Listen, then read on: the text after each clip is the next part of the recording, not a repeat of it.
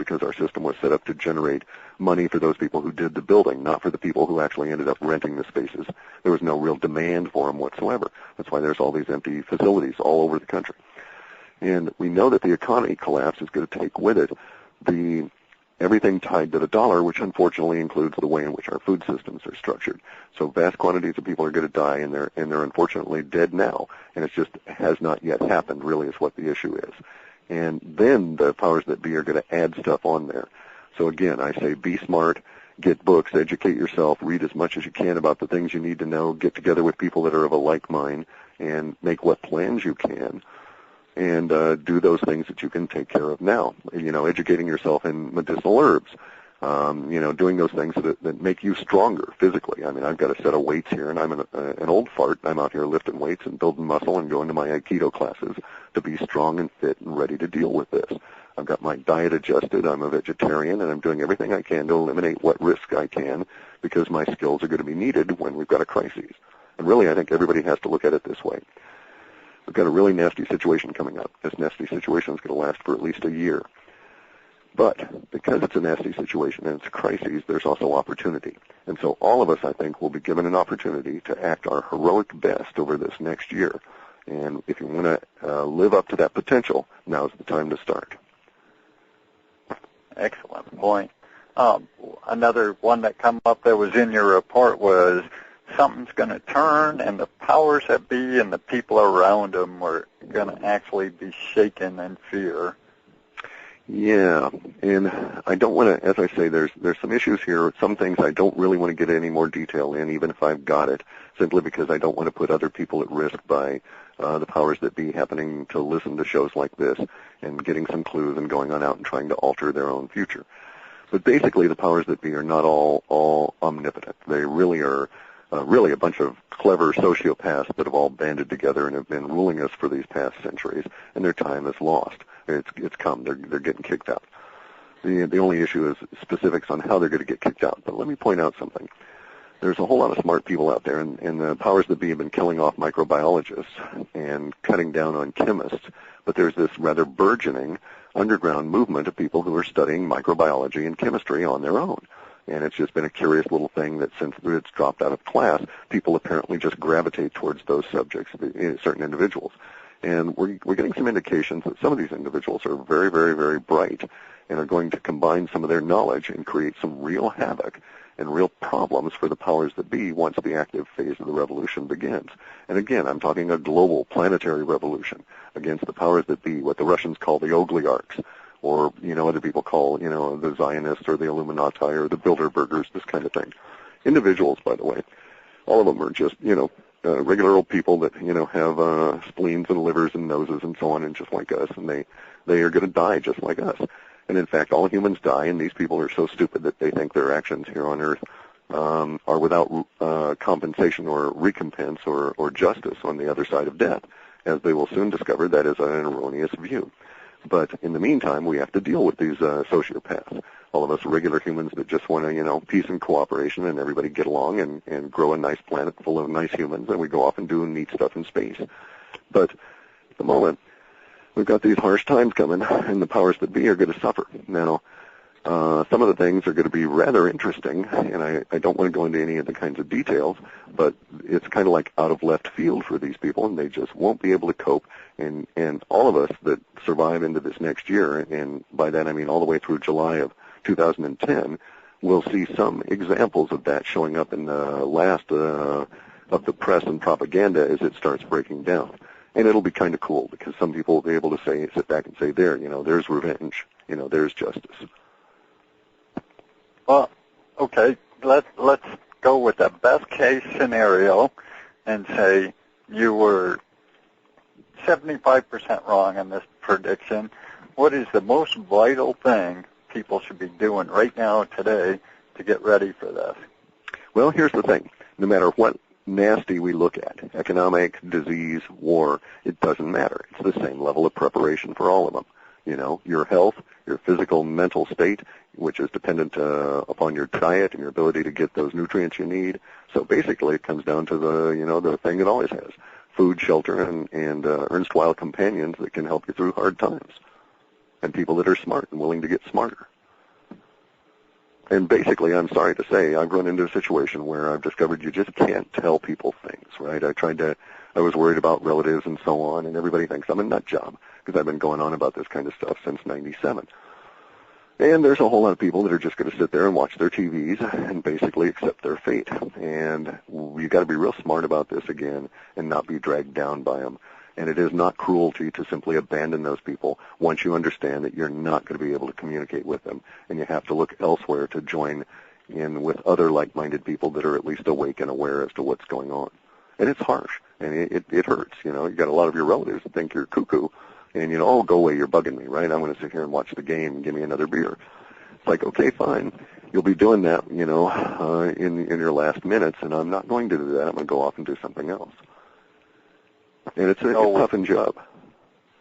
We've all been through that and trying to educate people what's really going on. And like you said, there's no prophet at his own town, I think is the correct phrase. Another thing that keeps coming up a lot with the Christians we deal with, they believe that the second coming is going to happen now, and we're just going to wait for God and Jesus to return, and he's going to save us all, so no reason to prepare. And they probably won't. And I don't have any data that would suggest they're accurate. I have data that's kind of going to irritate them that suggests that Christianity, that the monotheistic religions, Christianity, Judaism, and Mohammedanism were in fact engineered over 2,000 years ago to be just at this particular state today. If you look at our data, you get into some weird stuff. I'm talking really strange stuff because there's so much that's been hidden from us, especially about the whole idea of aliens, right? Space aliens or humans from other planets or all different kinds of variants of that. And NASA and all of the lies that NASA tells to us as our official space representative, and then all the black ops and the trillions of dollars that are disappearing into these black holes where they're working on secret projects underground that does who knows what.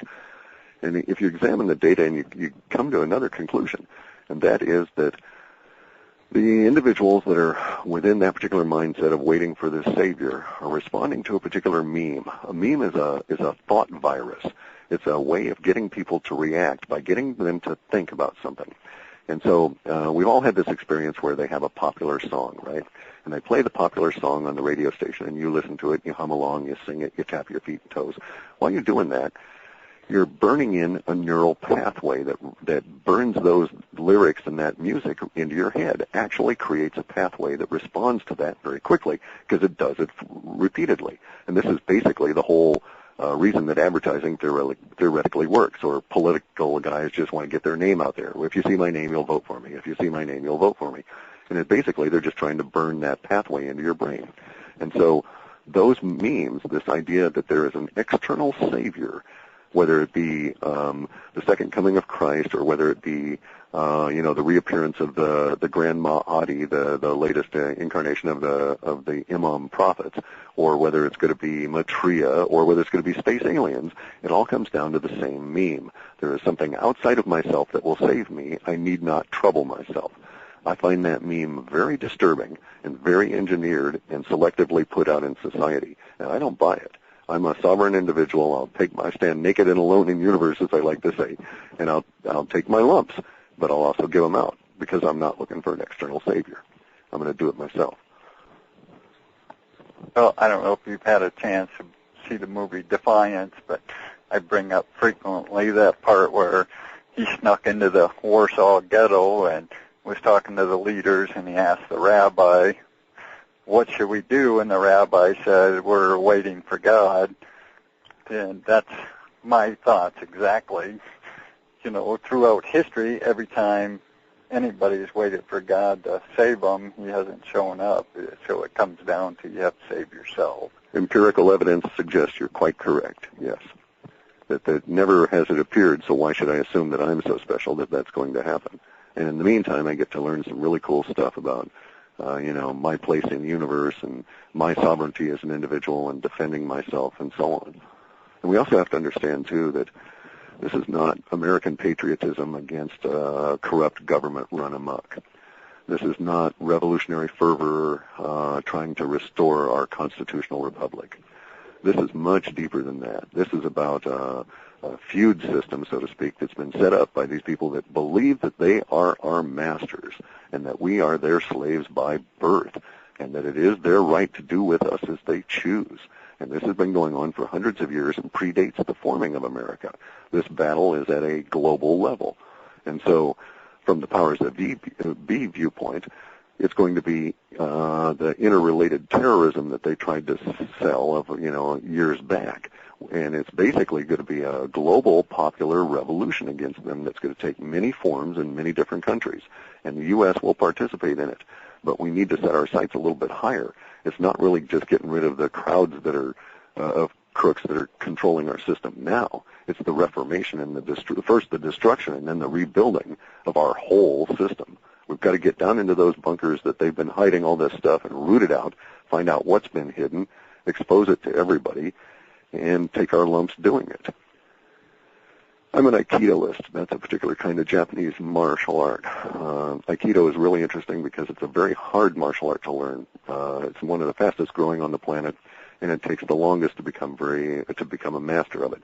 But it's a strange martial art because every move is lethal, but none need be. You don't have to exercise lethality at any given time to defend yourself. And basically the idea is that you harmonize with your partner's energy, suck it away from him, and you can use the force of a feather to move 10,000 pounds, as we say. And it's really a cool martial art because it's also called the way of peace or the art of peace, because there is no harmony. And Aikido means simply harmonization with life force, the way of harmonizing with universe, if you will. And there is no harmony that does not exist in the face of conflict. In other words, if you don't have conflict, you have peace, but you don't necessarily have harmony. But as soon as you've got conflict arising, you have the potential to create harmony out of that conflict. This is important because we get to a situation where those of us that are self-sovereign individuals can say to ourselves, I'm aligned with universe. I'm out there helping people. I'm out there making a difference as much as I can in every single way I can every single day. And because I'm aligned with universe, I'm in harmony with universe. Therefore, those people that oppose me in order to defeat me must first break universal harmony. And that's a really tough job, an impossible task. So even though I may not live to see it, anybody who opposes me, because they're opposing myself in harmony with universe, is opposing universe, and they will be defeated. And it gives me kind of an interesting perspective on things. The powers that be are on their way out. It's just a matter of all of us getting together and being smart on how it's going to occur. Or not being smart, and it's going to be bloody and ugly and take a couple of years. Wow, that's very deep. Thank you. So, wow. Yeah, sorry about that. I have a tendency to drop into this, mystical realm here, but you start doing Aikido where I'm an old guy here, right? I'm in my mid-50s, and I'll go and fight kids that are in their 17, 18, 20 years old in the prime of their life. And in Aikido, I might get flipped 10 feet in every attack, and I might attack a guy 6 times or 7 or 10 times in a minute.